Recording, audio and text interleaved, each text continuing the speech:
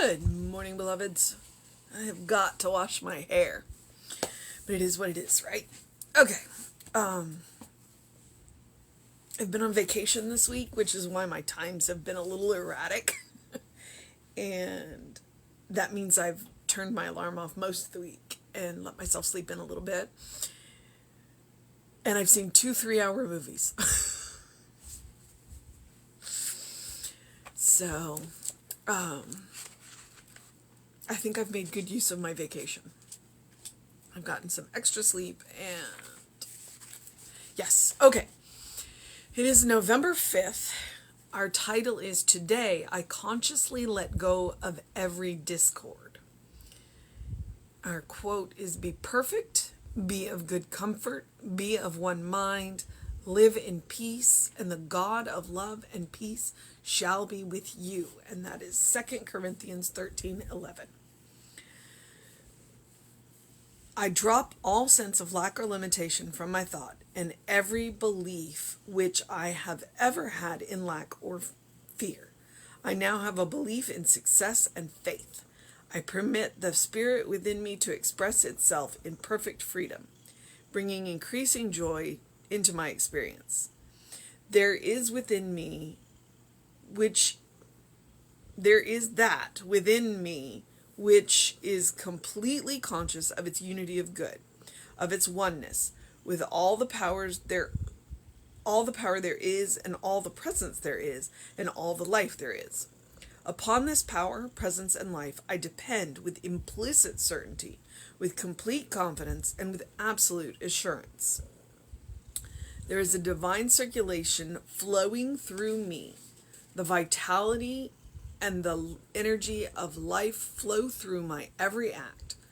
I am seeing in everyone around me the manifestation of perfect life. I am letting my mind dwell on joy and happiness.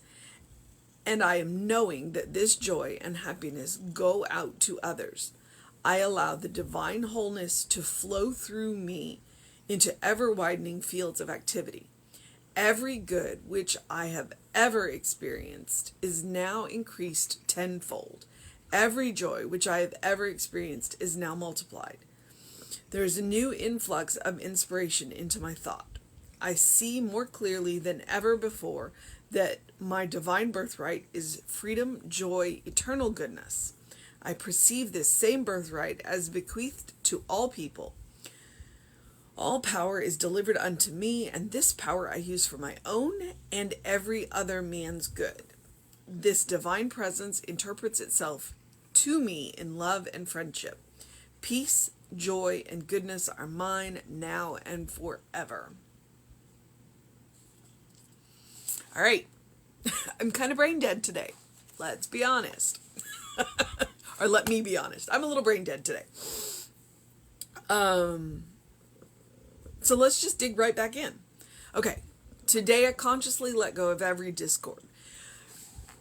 I've talked previously about the trend of our thoughts, and that's one of the things that's important. That's today we're talking about. We're talking about the trend of our thoughts. We're all going to have hiccups. We're all going to have bumps, which is why today we're consciously letting go. So when we notice that we're having that hiccup, when we notice that our thought is trending in a more negative, or as a therapist friend of mine says, a non-preferred way, then we have to consciously stop, look at that thought, and go, this is not me. That's an Emma technique.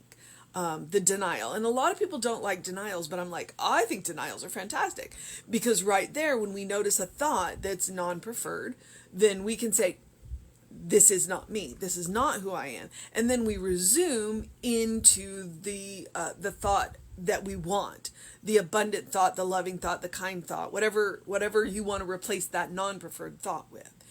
But we do it consciously. And then that leads into a trend. So I don't worry about the bumps. I worry about the trends. Well, I don't even worry about the trends, but I monitor the trends is what I should say. Because worry is just a misuse of imagination, according to Einstein. So I monitor the trend of my thought. So today, every time I have a bump, however many times I have a bump, and I mean, if I'm having a good day, I may only have one or two, and if I'm having kind of a day, I might have more than that. But I consciously let go of each one of those bumps. When you look at the 2 Corinthians, it says, the first line says, be perfect. Let me remind you, be perfect means be whole. It does not mean flawless. Anytime you hear God saying be flawless, be very aware, that's not what God's saying. That is man's interpretation of what God is saying. So be perfect is be whole. All of you is important. Even those bumps are important because it gives you information about yourself, at which point you can look and go. For example, with me, when my environment gets messier than it usually is, I'm an artist, it's always messy. I like to think of it as controlled chaos. I think my husband would disagree with me about the controlled chaos, but I like to think of it as controlled chaos. But when it gets too chaotic that I can't get anything done, then I'll notice that my trend of thought can get a little bumpier. And so when I notice that my trend of thought is a little bumpier, then I can go back, I can clean up my environment and take whatever it is in my environment that is supporting the bumpy trend and clean that up, whatever that looks like. Maybe it just means putting stuff away or finding new homes for stuff. And then my trend of thought will smooth out, my emotions will smooth out, and things will go back to quote unquote normal. There's no such thing as normal, just a setting on a washing machine. So be whole, be of good comfort, be of one mind, live in peace, and the God of love and peace shall be with you. The God of love and peace is always with you, but when you are in alignment with that, it manifests through your experience much more easily. So that's 2 Corinthians 13:11. All right. I drop all sense of lack or limitation from my thought and every belief which I have ever held in lack or fear. It would be nice if we could just drop them once and never pick them back up. We're human. We are spiritual beings having a human experience. We have a tendency to pick up drop bags. So don't beat yourself up when you find yourself carrying that old bag again. Consciously drop it. Consciously drop it. And then the best thing that you can do is replace it. Because you don't actually break a habit. You replace a habit. So anytime you find yourself carrying that old bag of lack, of fear, of limitation, then replace it with another thought. It's one of the reasons why I tend to wear the prayer beads, because the prayer beads would remind me when I caught myself in one of those thinkings, oh wait, no, let me do this instead, because it's 108 beads of affirmations. So feel free to, create an anchor for you to replace that thought with. I now have a belief in success and faith. So that's what we're trying to replace all those thoughts with. I permit the spirit within me to express itself in perfect freedom, bringing increasing joy into my experience. Okay, so I permit spirit within me to express in perfect freedom, meaning the only person who can limit spirit's expression in me is me. And those non-preferred thoughts or negative thoughts are what limit that expression of freedom of spirit within me. So if we want that perfect expression of freedom and joy, we got to stop limiting spirit within us. Oh, therefore, there is that, this is the sentence I stumbled on the first time. There is that within me which is completely conscious of its unity, of good, of its oneness, with all the power there is, and all the presence there is, and all the life there is. There is that within me which is completely conscious of that unity. All right? That is the place that Jesse talks about. the place where nothing has ever been wrong. What I like to call the place where you meet unfiltered God. You carry that sacred space within you all the time.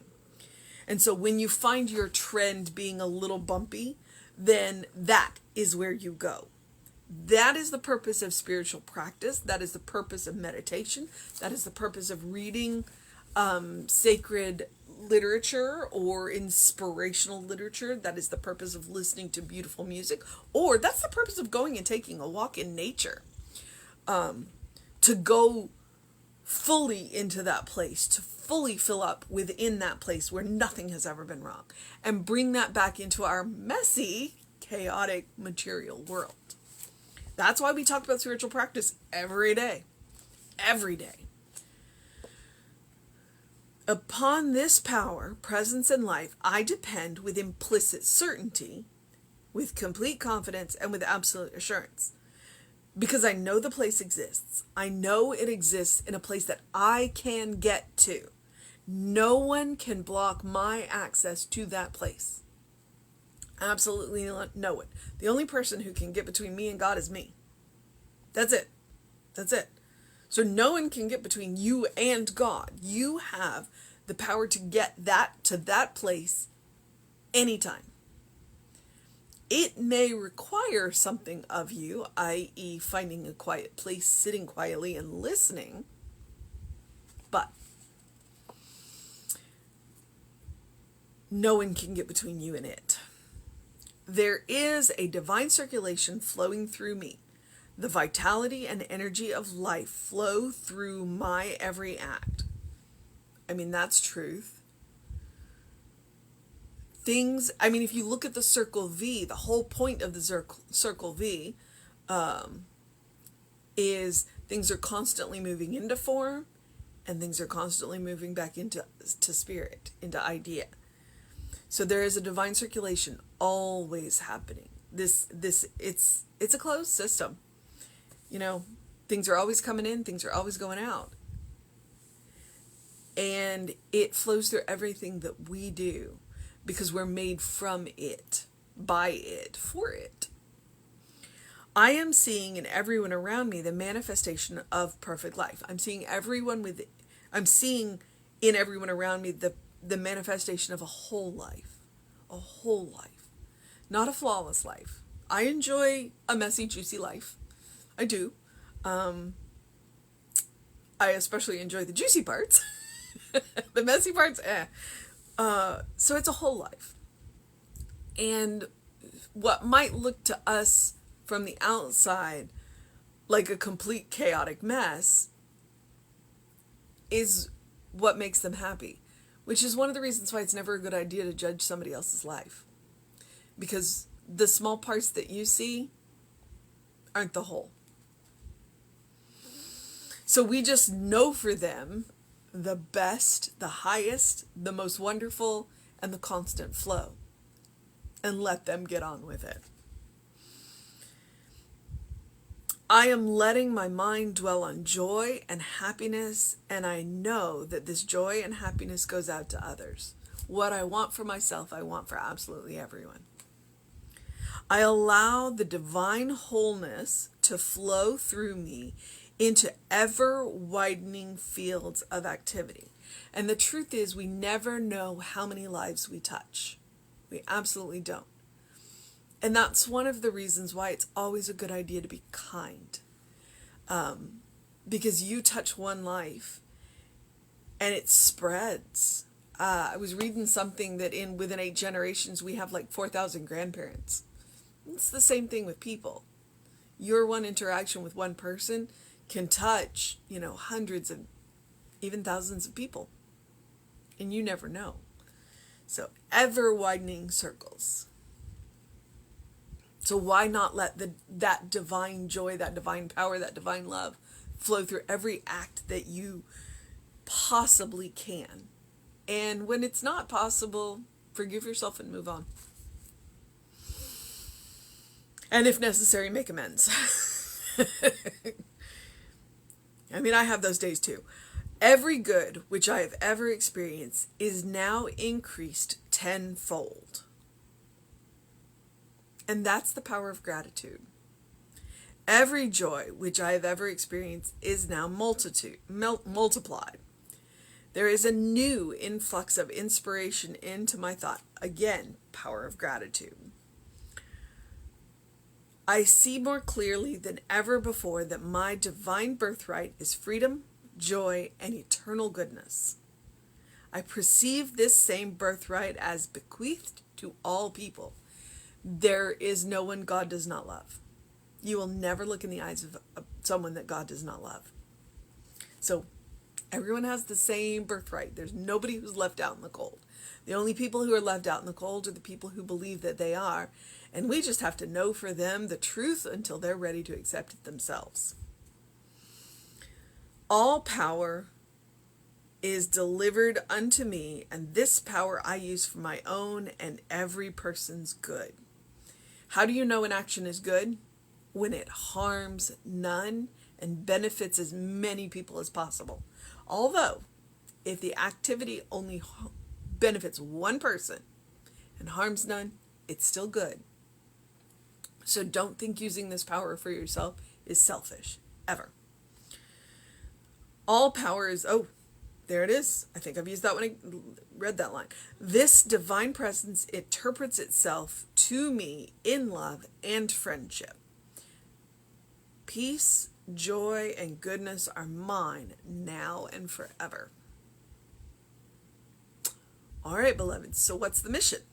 The mission today, should we choose to accept it, is to let our mind dwell on joy and happiness, and knowing that it goes out to all others. That's the mission. Let your mind dwell on joy and happiness.